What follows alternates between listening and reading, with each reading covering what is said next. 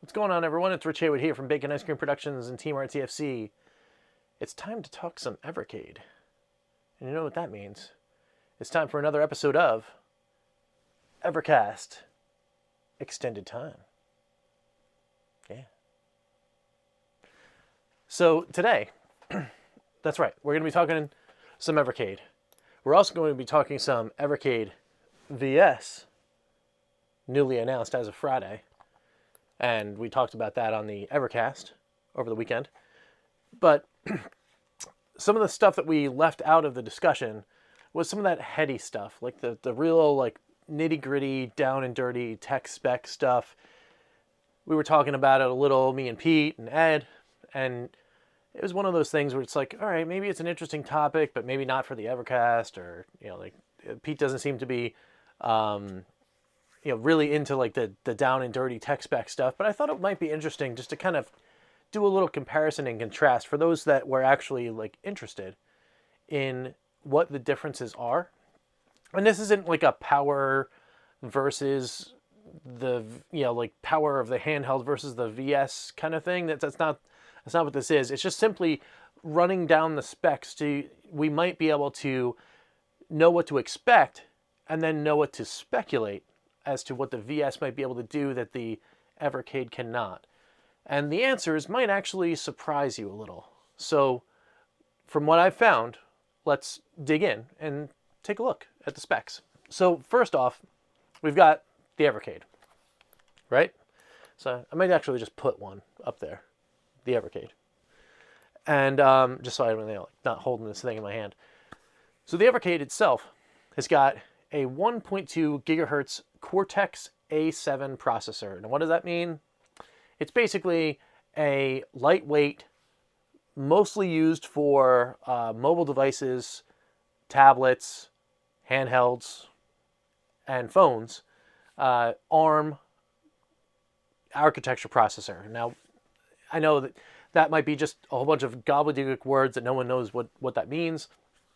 Basically, what it means is it's pretty much the standard.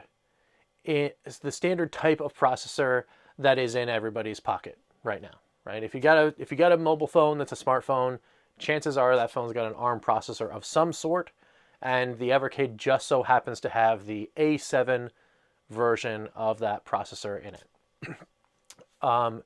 It's the Cortex, I think, is maybe the brand of processor. It gets really confusing when you're looking at, like, oh, hey, what's the, the A7 and the A9 and the A5, and then there's like A35 and A53 or whatever. It's like, it's really crazy. What I found was typically when you have the A number and then a single digit number, you're talking about a 32-bit processor. So something that can handle most processes, but maybe not some of the more advanced processes for, doing things like number calculation and graphics and that kind of thing. And then when you have the double digit processors, the A35 or the A23, I'm probably getting all these numbers wrong, but whatever.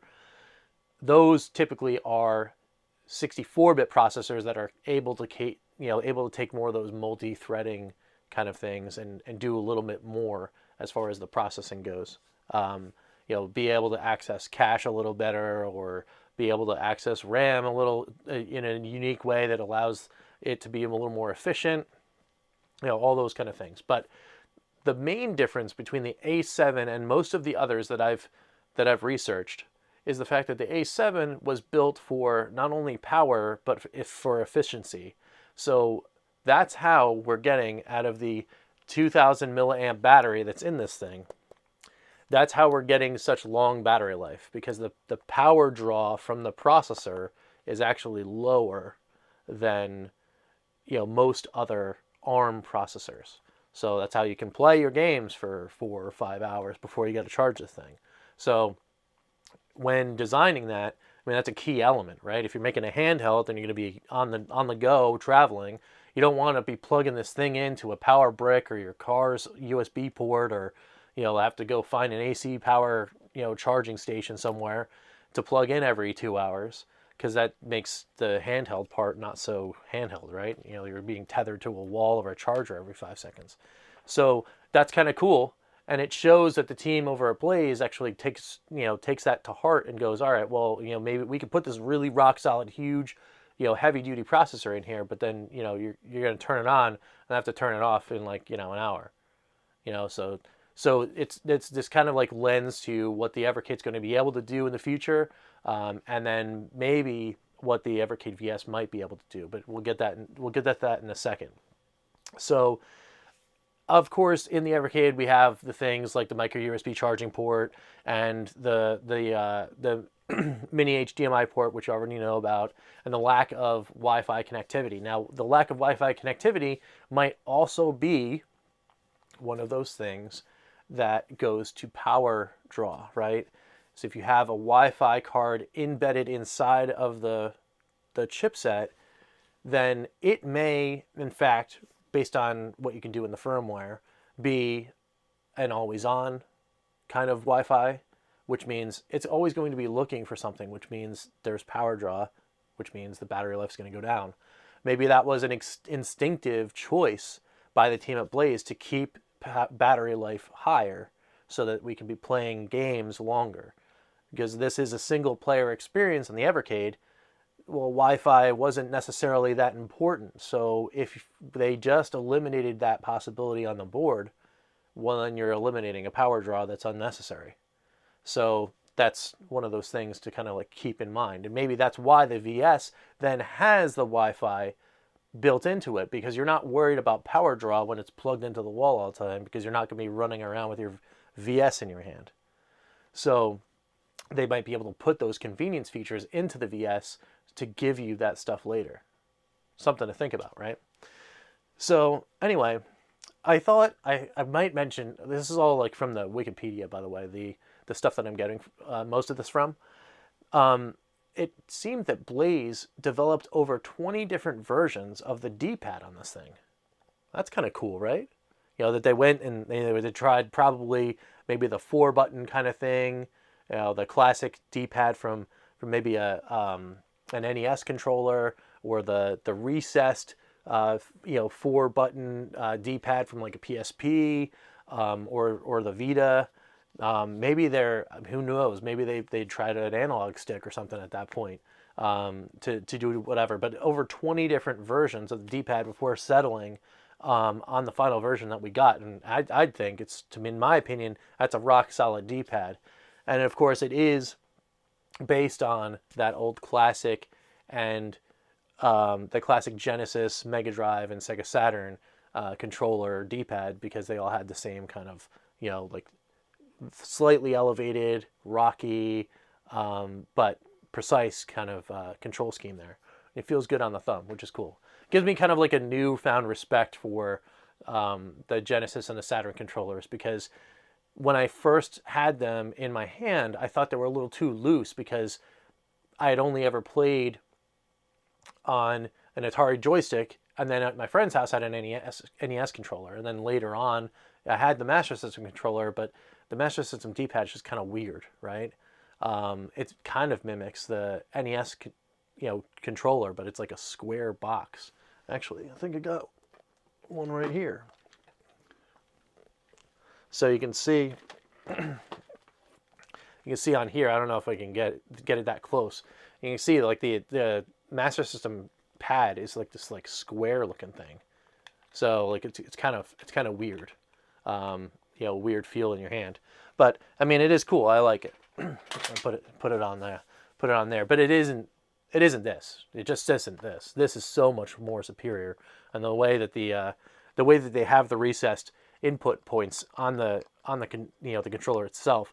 It's one of those things. When I first got the Evercade, when we first started the Evercast, it was the big shining point when talking about the Atari collection, was because this D-pad, made that experience so much like what I remembered playing with the 7800 joystick in my hand, playing Asteroids and stuff. So it was really kind of cool. So we're a little deviating from that, but of course, this is extended time, right? We're sitting with me and we're like just chilling and talking about this stuff, right? So anyway, getting back to the tech specs of the actual Evercade unit.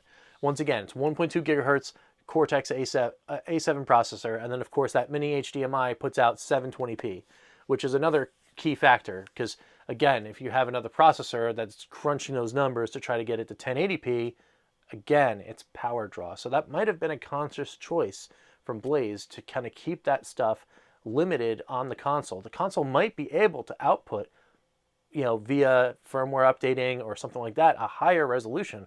But again, it's going to hit that battery every time you try to draw more power. And that might be that thing where, well, we just, if we increase it to give it this extra feature, we're going to kill battery life. And then that's going to be a poor user experience. So we're just not going to do it. I applaud that kind of decision making, because, what we have today, almost a year in, is quite a solid little handheld that plays some great games. So, all right, cool. So let's go through and find another key element. So I had to go elsewhere other than the Wikipedia article to find this, but embedded memory inside of the handheld is set at 256 megabytes. So what does that mean? Well, it means that there is some, and I'm sure it's probably DDR3 or the DDR4 RAM, like the standard RAM that you would find in most things, like your phone or a tablet or something like that. So I don't know exactly what the RAM type is, and I don't have something that I can connect the Evercade to, on my computer that will actually read that information. But I'm pretty sure it's just standard RAM.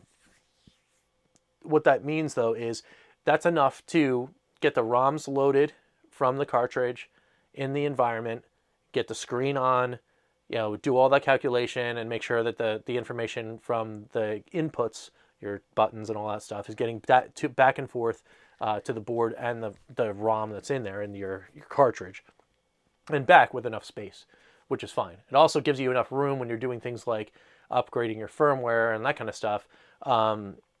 You're loading it into that memory temporarily, so you can do the write to the ROM that's on there. The whatever writable storage is actually on the handheld. Now it's not much and it's not user accessible, so I'm gonna guess that it's probably less than a gig, maybe even less than 512 megabits on the Evercade itself, the internal storage. Now I found no indication as to what the actual storage on the Evercade is, but that's my guess. If I was going to take a guess and say, like, how much storage do you actually need, it's just enough for the small operating system that allows the Evercade to turn on and interface with the cartridge, and enough space to store the temporary file that would be copied over from your computer when you're doing a firmware update.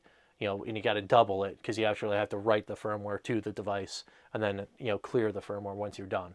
So I would say no more than a gig and probably no less than 512 megabytes of storage, internal storage on the Evercade. So that's not much, which when we get to the VS, opens some doors to other things and, opens the door to cool, fun speculation, right? So anyway, like I said, it's got the 256 megs of RAM, and then just a little bit of the tech spec, the final word on the handheld before we move on to the VS. The screen itself, and I don't know if you guys read this before, it's on the Evercade website, but it's a 480 by 272 LCD screen. This guy here, the 4.3 inch LCD that's in here. That's the actual resolution. It's 480 by 272, which is well more than what you need for any of these classic games. So, it gives you basically the equivalent of 480p on a television, right? It's your standard screen, but they give you the option to stretch, hence the 272 pixels. So that's not bad, right? So anyway. Let's move on to the Evercade VS now, and then do a little compare and contrast, and then like a couple minutes of speculation. So the Evercade VS boasts a 1.5 gigahertz quad-core processor. Now I'm imagining that in order to keep the architecture correct, do this in a year to develop this new console, unless they have future planning and they had great technicians, I'm imagining this might actually be a 1.5 gigahertz quad core Cortex A7 processor. So it's the same family, just clocked faster. So what does that mean? Well, it just means that it's the same processor family. It's just this one just runs a little bit faster. To do what? Well, possibly, only maybe to do your convenience features. It's faster to make sure that the Wi-Fi is given enough power to run and to do the constant things in the background without slowing down your experience. The UI that we've seen on the preview video for the VS looks really sharp. So that takes graphics, that takes processing power, which would require it to possibly have a more beefy processor in there. And, then of course, it allows it to give some more of that power to some of the games where you might be able to later on down the line, maybe the VS needs extra power to do something else that the handheld can't. Have a specific game that plays in a specific mode, possibly that has to do with multiplayer and needs that extra power. But all in all, the 0.3 gigahertz difference in processing speed will certainly be a difference maker, but is it enough that sets it apart where the VS is just overpowering the handheld? I don't think so. I think it's actually they needed that extra power in the processor to do all those convenience features at the same time that the handheld isn't doing. So I really think that this experience is going to be very close to what you'd find on the handheld, and for right now, that's great for me. So there's no complaints here. I just thought it was cool, kind of cool to dig in and see what that is. Now the big difference is it's got double the RAM.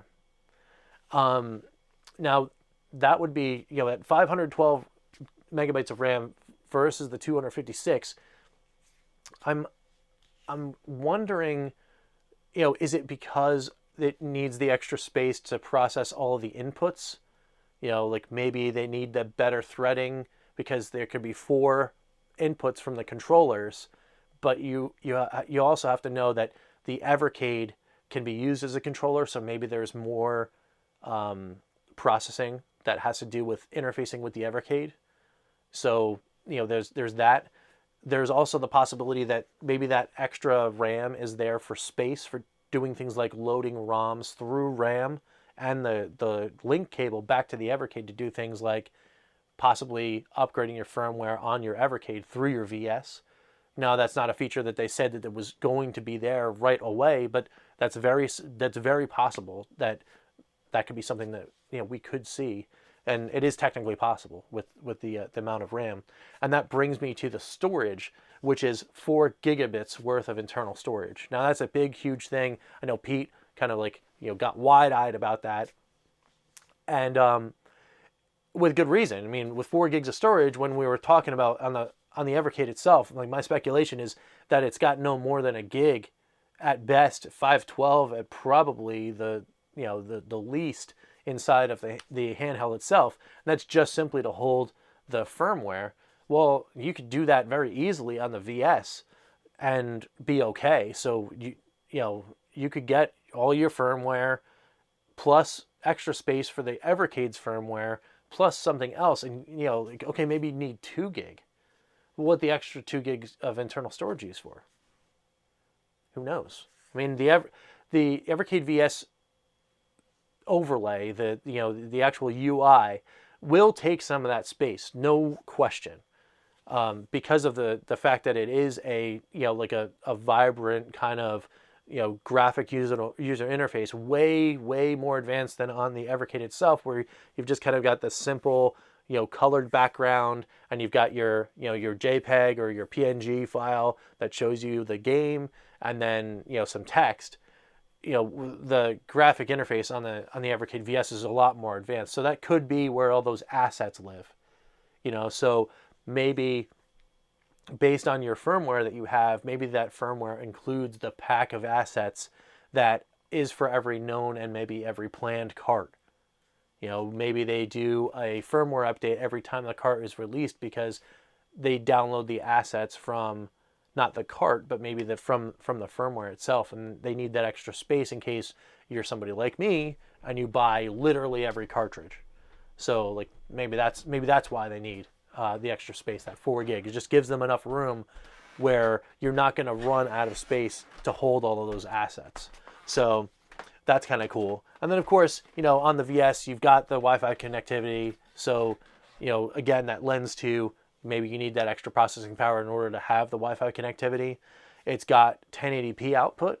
So of course that will also create a need for extra processing power. So that in and of itself could be a reason for that 0.3 gigahertz difference.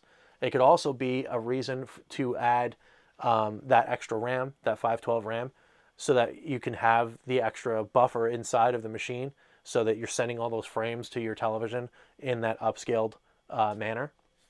That could definitely be a possibility. But of course, it could just be that, the Evercade VS is more powerful because they're planning on putting cartridges out that will have games that will either work in a dual mode, that will work in the handheld at a maybe lower resolution, lower frame rate, and then on the VS will have enhanced capabilities, will look better and play better. So that could be a possibility too. Now, of course, I don't know anything about what Blaze's plans are. I'm just a guy that kind of knows a little bit about technology, and I'm just speculating here. But I think these are things that are kind of cool to talk about, and just kind of speculate about. What would I love to have the reasons be that it's more powerful, has more RAM, and has more storage? I'd love to see maybe the possibility that the VS can handle something that the Evercade can't handle at all, just to give you access to possibly another whole system's worth of games, right? So for example, with the 1.5 gigahertz extra processing power and that 512 RAM, maybe that opens the door to, say, Nintendo 64, which was a kind of a hotbed of ask. People were asking all about it, like, oh, well, are you ever going to see an N64 game? The answer was maybe. In early testing, the handheld didn't quite handle it, but maybe we can work on it later on down the road. Well, maybe the VS with the extra processing power and RAM could just handle it. So that does kind of open that weird door where you could have a cart that has a multi-game cartridge on there, where most of the cartridge will work with your handheld, but maybe those 2 games won't. I don't know. I don't think Blaze would really look to do that. Nor would I think ever that they would think that maybe an Evercade VS exclusive cartridge would be in the cards. I don't think that's like in their design philosophy. And to be honest, as a consumer, I'd probably recommend against it, because that could kind of put people off, because then now you're splitting the market. You go into the store and you see all the Evercade carts. The 100% consumer friendly version of this is you pick a cart, you put it in here, it works. You put it in here, it works, and then you put it in there, it works, right? So, I don't know. It's kind of interesting, especially when there is a power difference between the handheld and your home console model, because it just lends to that kind of speculation. It's like, oh, well, is there ever going to be a time where this happens or this? But because in my honest opinion, because the specs of the VS are so close to the handheld, I really think that the reason why the VS is more powerful is just because they've put those convenience features inside of the console itself, and they're just using that extra power to give you those abilities, the better looking UI, the Wi-Fi, and the ability to have multiple inputs. I think that's really the reason why the VS is more powerful. And seems to me that's the most logical answer too. But hey, you know what? I'm just a guy that's sitting around in a studio talking to you guys on the internet. So, take all that stuff with a grain of salt. This is all pure speculation. And I don't really have a cart in this race, horse in this race. Either way, I just want to see as many games come out for this thing as possible, and I want to be playing with my friends and family as much as possible too.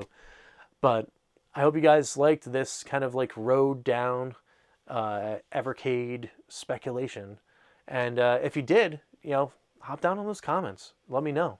Let me know what you think. Now that we know the differences between the processing power and the RAM and the internal storage, what do you think that these consoles might be? Do you think that it might be a good idea to kind of split that market? Give some extra capability and extra power and extra games to the VS because maybe it's a draw to the consumers. It gives them a reason to buy the VS besides the multiplayer. I mean, what do you guys think? I mean, it could be anything. Let's just have fun with this, right? So, like I said, get down in the comments below. While you're there, please hit that subscribe button because it's also very helpful for us as we're trying to rocket up to the 1,000 mark so we can turn this channel into something that can really do very great things for great causes. And, well, don't forget, too, me and the Evercade and this whole YouTube thing probably wouldn't be happening without my buddy Pete. So if you guys don't know who he is and you're here and you're watching a show called Evercast something, then check out OAB Pete's channel because that's where the Evercast lives. It's a weekly show where we talk all things Evercade, and we love to have you. It's a great show. We do it every Saturday mornings around 11 a.m. EST, unless, of course, something crazy happens in my life, and then we move it around, and then I feel bad. But anyway, that's kind of cool.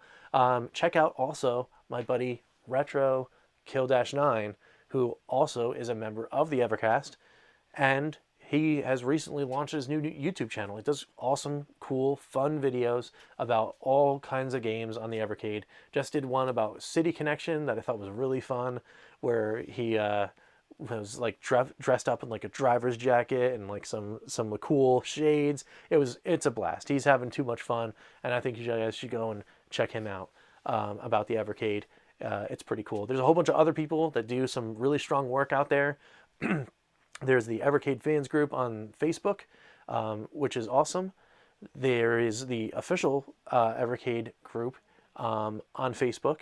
There is, of course, the Evercade Info Central website run by a guy named Deadlock on the internet. He's an awesome guy. He does really, really strong work, basically listing everything you need to know about the Evercade, except for maybe some of these stats. So, Deadlock, if you're listening and you're watching and you want some of this info, I will send you links to where I found this stuff. So maybe we can type that in there. Now we'll have all the specs and stuff like that. I don't know, whatever. But yeah, so I think I'm forgetting somebody. Oh, that's right, my buddy Crow from the Crow Continuum. He does some really awesome work. That's that guy right there. He's a huge channel. He talks about all sorts of stuff: pinball, Evercade, arcade stuff. I think he just talks about. He's just a cool dude. You can catch him also on OEB Pete's channel, where they talk about the Amico on the Amico All Access show on OEB Pete's channel. He's there pretty much as the second chair just about every week, and that's a good time too. But that's also another show. But in wrapping up, because I'm just realized I'm kind of just rambling at this point, thank you guys so much for watching. We here at Bacon Ice Cream Productions, come on over, hit some likes, hit some subscribes, hit us up in the comments, and until next time, we'll catch you next time for some more extended time. I'm Rich, and we'll see you guys later. Take it easy, guys. team rtfc.baconicecream.com